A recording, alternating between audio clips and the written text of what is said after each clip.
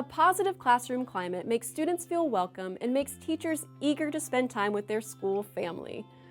Sometimes, though, that classroom community doesn't form as readily as you might like. Here are 3 possible barriers to building a positive classroom community on day 1.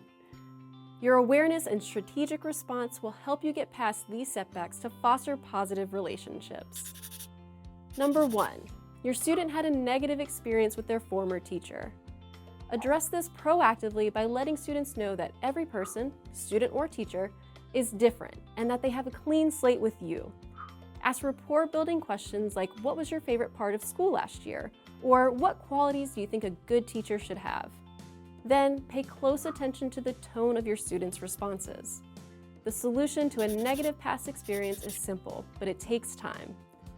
Engage the student in conversation whenever possible and learn about their interests.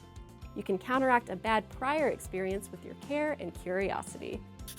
Number 2, some of your students just don't get along. It is tempting to dismiss this and say, we're all friends in this classroom. But reality is more complex. We don't get along with everyone, but we do need to find a way to coexist and collaborate. Be mindful of personality clashes, grouping students with intention. Keep parents in the loop as well and enlist their help. You may even find that there are home factors contributing to a student's conflict with their peers. Meanwhile, continue to value and celebrate each student's unique talents and interests, both publicly and privately, in order to model respect for individual differences. And speaking of individual differences, number 3, your students disagree on deep personal values.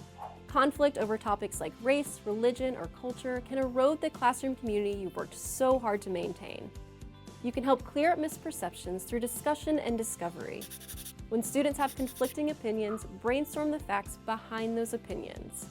Talk about ideas that they agree upon first, then move on to their differences with the shared values as a strong foundation of your discussion.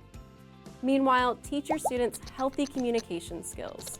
Students of all ages can benefit from learning polite ways to voice agreement and disagreement and how to ask for clarification. Praise your students who show tolerance through active listening and respectful communication.